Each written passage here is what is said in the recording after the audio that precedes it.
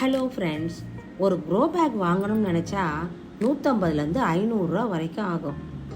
செலவே பண்ணாமல் தையல் மிஷினும் இல்லாமல் க்ரோ பேக் எப்படி தைக்கலாம்னு இந்த வீடியோவில் பார்க்கலாம் ஃப்ரெண்ட்ஸ்.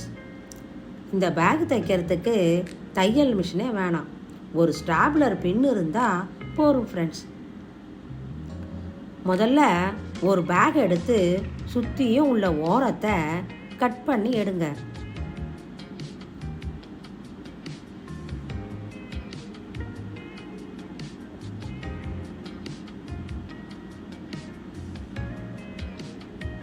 ஒரு தட்டு எடுத்து அந்த ரவுண்டை மார்க் பண்ணுங்க.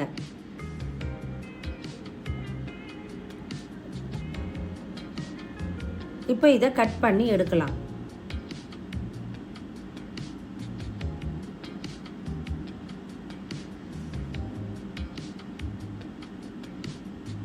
ஒரு நூல் எடுத்து தட்டை சுற்றி அளந்து எடுங்க ஃப்ரெண்ட்ஸ்.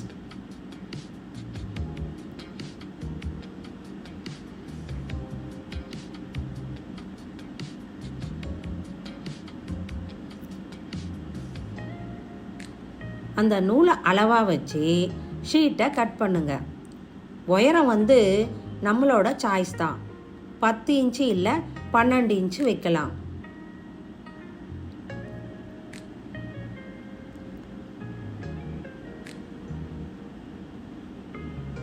இப்போ இந்த ஷீட்டோட 2 ஓரத்தை மடித்து பின் போடுங்க.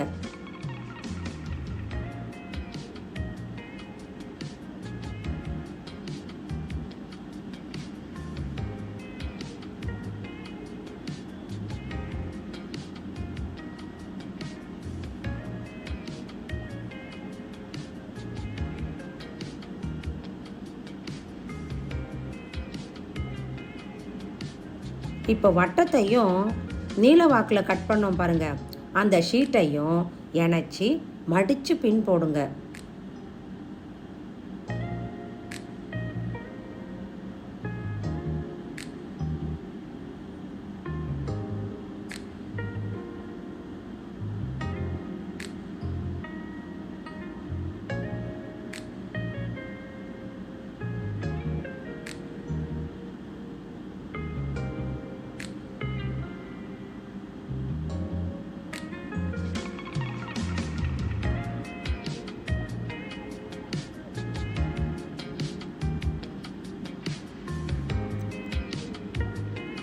இப்படி மடிக்காமல் போட்டிருந்தாலும் அதுக்கப்புறம் மடித்து பின் போட்டுக்கலாம், ஸ்ட்ராங்காகவே இருக்கும்.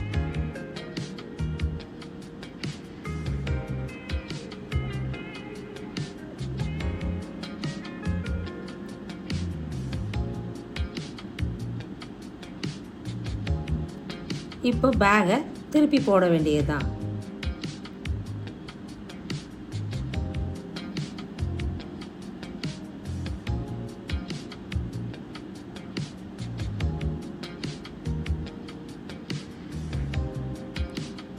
இப்போ மேல் பக்க ஓரத்தை மடித்து பின் போடுங்க.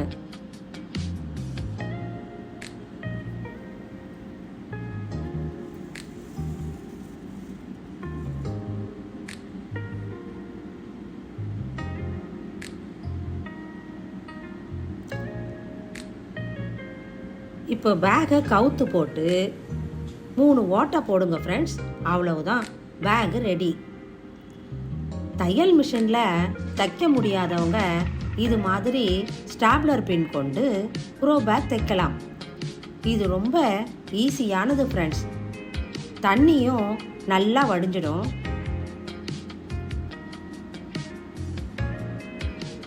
காசு செலவில்லாமல் நம்ம வீட்டில் உள்ள ரைஸ் பேகு, பிளாஸ்டிக் பேகை வச்சு இந்த க்ரோ பேக் தைக்கலாம்.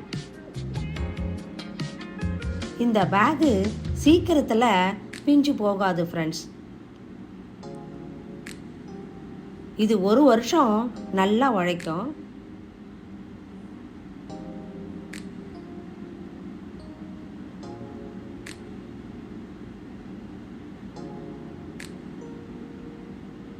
செலவில்லாத இந்த க்ரோ பேக்கை தச்சு மாடி தோட்டத்தை வளப்படுத்துங்க, விளைச்சலை அள்ளுங்க.